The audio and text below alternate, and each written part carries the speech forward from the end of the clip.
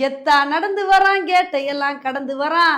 இப்படி வந்து மாசா பாட்டு பாடுற மாதிரி தான் வருண் சக்கரவர்த்தி T20ல பட்டைய கிளப்புனது மட்டும் இல்லாம ஓடியலையும் மாஸ் காட்ட வரப்போறாருங்க. இன்னைக்கு நம்ம வீடியோல இந்த ஒரு விஷயத்தை பத்தி தான் வந்து பார்க்க போறோம். இங்கிலாந்துக்கு எதிரான T20 சீரீஸ்ல நம்மளோட தமிழக வீரரான வருண் சக்கரவர்த்தி என்ன மாதிரி ஒரு பெர்ஃபார்மன்ஸை கொடுத்தாருன்னு தெரியுங்க. மனுஷன் ஒவ்வொரு மேட்ச்லயும் அடுத்தடுத்த விக்கெட் எடுத்து அசத்தினாரு. இந்த ஒரு சீரீஸ்ல மட்டும் மொத்தம் 14 விக்கெட் வந்து எடுத்திருக்காருங்க. இதனால தான் இவருக்கு player of the series award வந்து கொடுத்துருக்காங்க.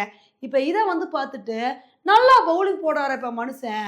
இவரை ஏன் T20ல மட்டும் களமிறக்கணும், ஓடியிலே இவரை களமிறக்கி பார்ப்போமே அப்படின்னு சொல்லி இப்போ வந்து ஓடிஐ ஸ்குவாட்லையும் வருண் சக்கரவர்த்தியை வந்து போட்டிருக்காங்க.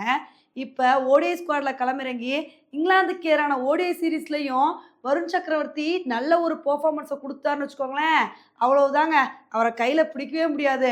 அப்படியே கண்டினியூஸாக இதே மாதிரி ஒரு பெர்ஃபார்மன்ஸை கொடுத்தாரு அப்படின்னா சாம்பியன்ஸ் ட்ராஃபியில் கூட இவர் இடம்பெறதுக்கான வாய்ப்புகள் வந்து இருக்குங்க.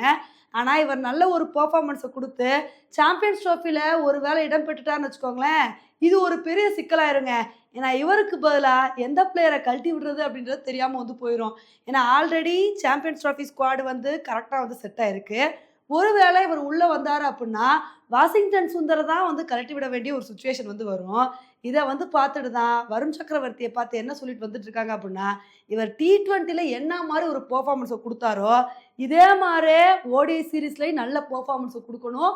அதுக்கப்புறம் சாம்பியன்ஸ் ட்ராஃபிலையும் களமிறங்கி இதே மாதிரி நல்ல பெர்ஃபார்மன்ஸை கொடுத்து அடுத்தடுத்த விக்கெட் எடுக்கணும்ப்பா, அப்போ தான் நம்ம இந்தியன் கிரிக்கெட் டீமுக்கு வந்து கரெக்டாக இருக்கும் அப்படின்னு இது மாதிரி கருத்துக்களை பதிவு பண்ணிட்டு வந்துட்டு இருக்காங்க.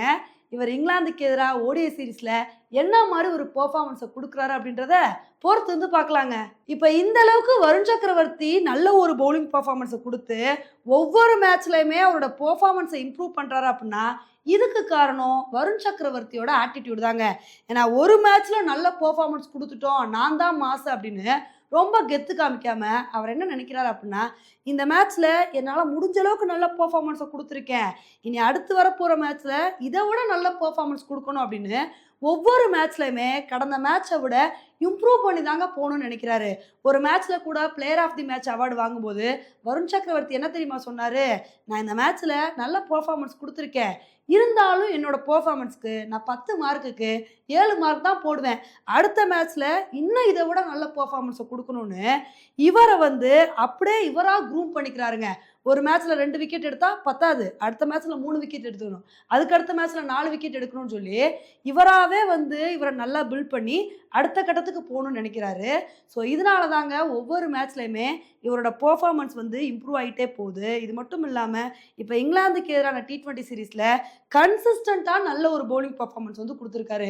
இப்போ ஓடிஐ சீரீஸ்லையும் இதே மாதிரி கன்சிஸ்டண்ட்டாக நல்ல பவுலிங் பெர்ஃபார்மன்ஸை கொடுப்பாரா இல்லையா அப்படின்றத பொறுத்து வந்து பார்க்கலாம். ஓகே ஃப்ரெண்ட்ஸ், இந்த ஒரு விஷயத்தை பற்றி நீங்கள் என்ன நினைக்கிறீங்க அப்படின்றத என்னோட கமெண்ட் செக்ஷனில் வந்து போடுங்க. இதே மாதிரி இன்னொரு வீடியோவில் உங்களை வந்து மீட் பண்ணுறேன். Bye friends.